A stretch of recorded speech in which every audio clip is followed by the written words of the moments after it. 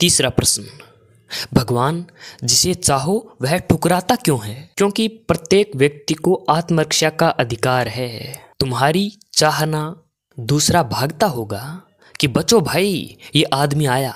क्योंकि जहां जहां लोगों ने चाहत देखी वहीं वहीं बंधन पाए, और जहां जहां किसी के प्रेम में पड़े वहीं फांसी लगी। तुम्हारा प्रेम है क्या? बस वैसा ही जैसे मछली पकड़ने के लिए कांटे में आटा लगाता है। मछली फंस जाती है आटे के कारण। मछली मार का प्रयोजन मछली को आटा खिलाना नहीं है। मछली मार का प्रयोजन आटा खाने में कांटा फंस जाए उसके मुंह में। आटा तो तरकीब है। तुम पूछते हो जिसे चाहो वह ठुकराता क्यों है? तुम्हारे चाहने में कांटा है।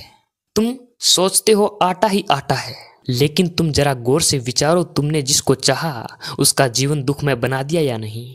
जिसने तुम्हें चाहा उसने तुम्हारा जीवन दुखमय बना दिया या नहीं?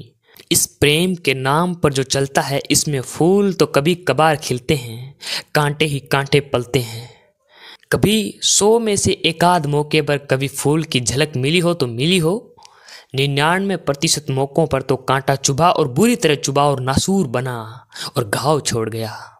तुम्हारी चाहत शुद्ध नहीं है, इसलिए लोग बचना चाहते हैं। तुम ये मत समझना कि लोग कुछ गलत हैं। प्रश्न पूछने वाले की मर्जी यही है कि लोग कुछ गलत हैं, कि मैं तो इतना प्रेम का थाल सजा के आता हूं और लोग चले एकदम भागे, पुलिस को बुलाने लगे, और मैं तो सिर्फ प्रेम का थाल सजा कर आया था। मैं तो कहता था आरती उतारूंगा आपकी, आप चले क्यों?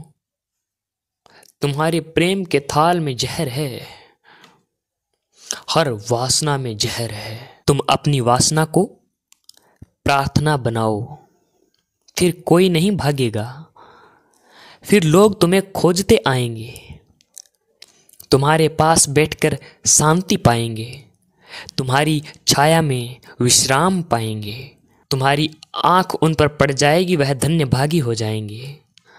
तुम अपनी वासना को प्रार्थना बनाओ। क्या मतलब है मेरा वासना को प्रार्थना बनाने से? वासना में जो ईर्ष्या है उसे जाने दो, वासना में जो द्वेष है उसे जाने दो, वासना में दूसरे के शोषण करने की जो आकांक्षा है उसे जाने दो, वासना में दूसरे का मालिक बनने की जो वृत्ति है उसे जाने दो, और तब तुम्हारी वासना शुद्ध होकर प्रार्थना बन जाएगी।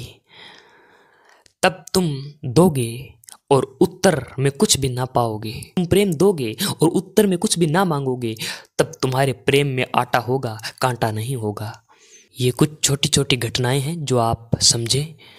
मुल्ला नसरुद्दीन से उसके मित्र चंदूलाल ने पूछा, मुल्ला अगर तुम शादी ही करना चाहते हो तो उसी लड़की से क्यों नहीं कर लेते जिसके साथ रोज शाम को सागर की सैर करने के लिए जाते हो? मुल्ला ने कहा, अगर मैं उसी से शादी कर लूँगा तब मेरी शाम कैसे कटेगी? जिससे शादी की उससे झंझट हो जाती है, उससे सब प्रेम का नाता टूट जाता है। ये बड़े मज़े की बात है। प्रेम का नाता जिससे बनाया, विवाह किया, शादी की, वो प्रेम का नाता है, मगर जिससे विवाह किया उससे प्रेम का नाता टूट जाता है। ये बड़ी अजीब दुनिया है, ये बड़ी चमत्कार से भरी दुनिया है। प्रेम का नाता बनाते ही प्रेम टूट जाता है, क्योंकि प्रेम के नाम पर जो सांप बिच्छू छिपे बैठे थे अभी तक पिटारे में, सब निकलना शुरू हो जाते हैं। इधर विवाह की बांसुरी बजी, उधर निकले सब सांप बिच्छू। वो सब छिपे पड़े थे, कहते थे, बच्चू जरा रुको, जरा ठहरो, ठीक समय आने दो, एक बार गठबंधन हो जाने दो, शादी हो जाने दो, एक बार छूटना मुश्किल हो जाए, फिर असलियत प्रकट होती है। तुम्हारा भी सब रोग बाहर आता है, जिससे तुमने प्रेम किया उसका भी सब रोग बाहर आता है, जिसने तुमसे प्रेम किया। धीरे धीरे पति पत्नी के सिवाय रोग के आदान प्रदान की और कुछ नहीं रहता। मुल्ला नसरुद्दीन से किसी ने पूछा, प्रेम के विषय में आपका क्या अनुभव है? मुल्ला ने कहा, यही 2 बार निराशा। पहली बार इसलिए कि एक स्त्री ने ना कहा, और दूसरी ने इसलिए कि दूसरी स्त्री ने हाँ कहा। हर हालत में निराशा है। स्त्री मिल जाए तो निराशा, स्त्री ना मिले तो निराशा, पुरुष मिल जाए तो निराशा, ना मिले तो निराशा। मुल्ला नसरुद्दीन की पत्नी उससे कह रही थी, मैं अपने नए पड़ोसियों से तंग आ चुकी हूँ, हमेशा आपस में लड़ाई झगड़ा करते रहते हैं। मुल्ला ने कहा, एक समय ऐसा भी था जब ये दोनों एक दूसरे से बेहद प्यार करते थे। पत्नी ने पूछा, फिर क्या हुआ? मुल्ला ने कहा, फिर दोनों की शादी हो गई। और मुल्ला से किसी ने पूछा, तुमने कैसे उस औरत से विवाह करने का निश्चय कर लिया? वह सुंदर हो सही, मगर तुम्हें पता न नसरुद्दीन, उसके पिछले 5 पति पागल खाने में हैं। मुल्ला ने कहा, छोड़ो, मुझे डराने से रहे, शायद तुम्हें भी पता नहीं, बंदा पागल खाने से लौट चुका है, अब मुझे कोई पागल खाना भेज नहीं सकता। अब तुम पूछते हो, जिसे चाहो वह ठुकराता क्यों है? पागल खाने ना जाना चाहता होगा। अनुभव जीवन का आदमी को डरा देता है।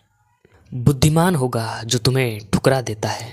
तुम अपने प्रेम को परखो, फिर से देखो, तुम्हारे प्रेम में कुछ गलत छिपा है। तुम्हारे प्रेम के वस्त्रों में जंजीरें हैं, प्रेम का आवरण है, भीतर कुछ और है। तुम किसी के मालिक होना चाहते हो, तुम किसी पर कब्जा करना चाहते हो, तुम किसी को वस्तु की तरह उपयोग करना चाहते हो। कोई नहीं चाहता उसका उपयोग किया जाए, क्योंकि जब भी किसी का उपयोग किया जाता है उसका अपमान होता है। कोई नहीं चाहता कि कोई उसका मालिक हो, क्योंकि जब भी कोई किसी का मालिक हो बैठता है तब उस व्यक्ति को अपनी आत्मा को खोना पड़ता है। कोई नहीं चाहता कि स्वतंत्र हो। प्रेम तो लोग चाहते हैं लेकिन स्वतंत्रता नहीं चाहते। तुम्हारे सब प्रेम में स्वतंत्रता छिपी है। वह अनिवार्य शर्त है।